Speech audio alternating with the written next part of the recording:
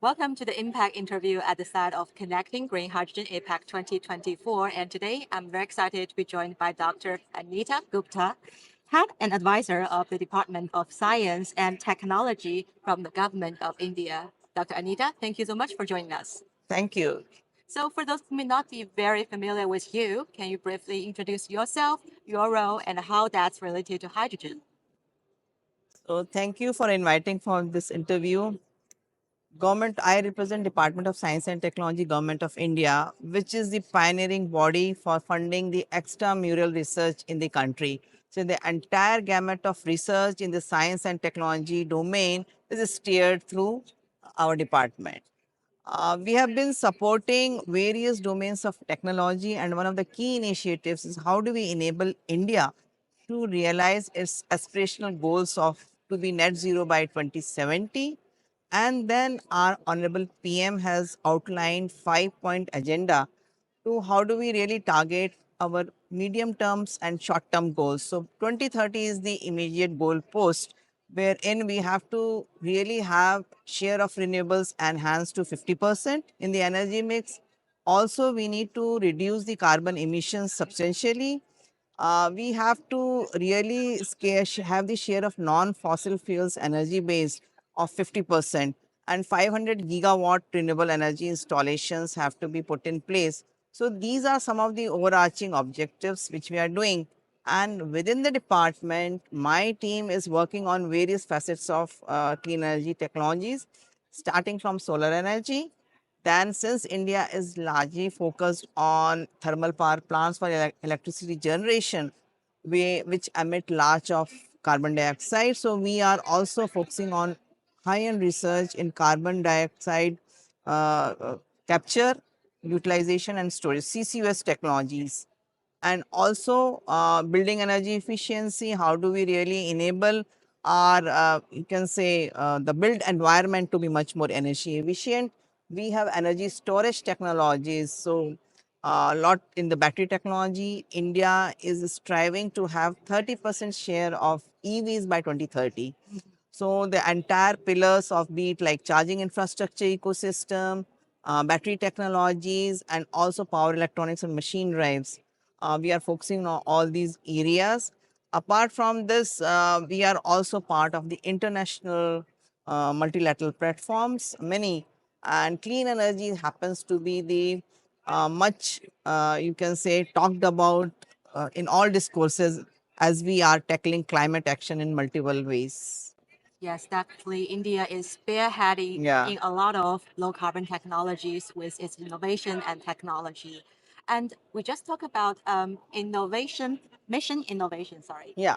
So in fact, mission innovation came into the being when there was a COP 21. You heard of Conference of Parties, which take a stock and come out with a collective, you can say, resolve to tackle climate change, both from the adaptation as well as mitigation side. So it is a group of 23 countries and the European Commission, which are the 80% emitters of carbon dioxide. So it is not a voluntary, but it is a voluntary exercise, but it's not obligatory or mandatory, because each country has to come out with their own plan. How do we really chart out decarbonization pathways to tackle the climate change crisis which we are facing? It has entered into second phase, and currently 7 missions are being targeted.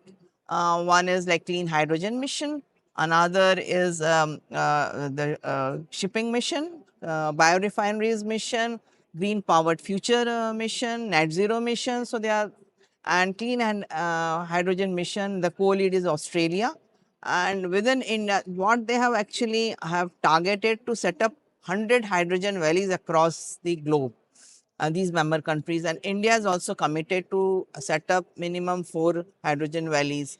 And my intent of attending this event, Connecting Green Hydrogen APAC 2024, is to really see what are the developments in this domain, be it from the production side, what new electrolyzers, who are the electrolyzers companies, what new technologies are being experimented with. In the midstream side, what are the storage technologies, and the down downstream side in terms of off-takers and users. So what kind of applications the countries, APEC countries are having, and worldwide, which are the countries to be targeted if we really want to, because currently India is importing all the electrolyzers. And as a part of our ambitious national green hydrogen mission, we have to have the capacity of 125 gigawatt of electrolyzer capacity by 2030, and also 5 million metric tons of green hydrogen production. So the delegation comprises of the few hydrogen valleys which are going to come up and which are will be supported by the department. So it is very imperative to really network and connect with the global counterparts, be it APEC region, be it European region, or the America region. So this is a very good platform. We could really listen to what kind of companies who are driving, what are the policies which are there, and what are the measures being taken to really create the market and the demand side of hydrogen, which is very crucial for hydrogen economy to really penetrate and take roots in next, say, a decade or so. Yes, I want to go back a little bit to India's role in the APAC green hydrogen sector as an importer, exporter, a hub of technology. So, how do you see India play in this APAC green hydrogen game? See, ultimately, objective, although we are at a very nascent stage and evolving stage in terms of the green hydrogen economy, but our government is really committed and poised to come out with a serious measures which enables our industry. So we have a production linked scheme, an incentive scheme, which have been announced, and they can import various technology for electrolyzer, but ultimately they should have some value addition. And we are also by 2030 also targeting to position India as an export hub of green hydrogen. So in that direction, India will be a crucial marketplace for production, and the off takers we are looking everywhere, like globally, who could be, whether it could be for the green ammonia side, fertilizer side, or it could be side for the mobility or for green steel making, Yeah. or for the shipping sector. So in terms of and fine chemicals too, and even it could be blended with the city gas in the city gas distribution. So there are multiple application pathways for green hydrogen production. And India, I guess, in 5 years, and the kind of investment which are being infused by World Banks, which sees India as a hotspot in few years. So I think this is a very exciting domain, and it will be collective responsibility of not only the government, who will be the key facilitator for the ecosystem in terms of policy, in terms of the investments initially, but ultimately it will be a game which has to be won with the collective efforts and Yeah. collective partnership. Yeah. So collaboration and cooperation through partnerships will be the new norm for making rapid strides in the hydrogen economy domain, and India is committed to such partnerships. Yes. Speaking of partnerships, can you give us some examples of the best partnership that India has been taking with the APAC countries regarding hydrogen or other low carbon technology sectors? Yeah, so actually these partnerships are still evolving.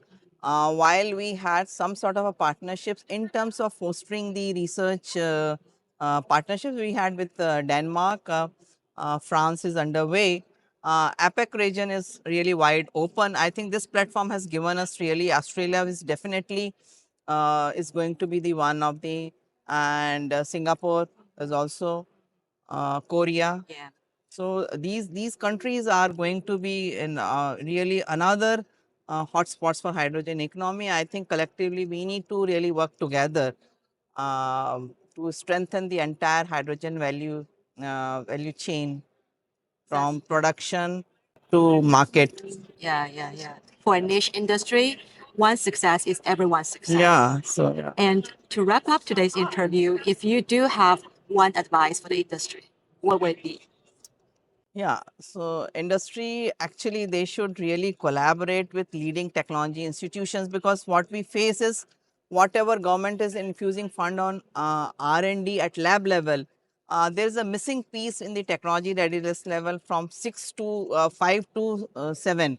There nobody wants to really gamble on this, and this where so my urge will be industry to really look out for the some of the technologies which are at the lab level of readiness level of say 3 and 4 and come on board for development. I think with these engagement with industry we can shorten the lab to market time period, and that's how we can really collaborate. So industry going forward within my department also, we are engaging industry in a you can say significant way. Without industry, they won't be takers, they won't be market, they won't be. So what our experiments are sort of a living lab for industry to generate and boost confidence, because research will be the main foundation of all new technology development. So until unless both join hands, so government,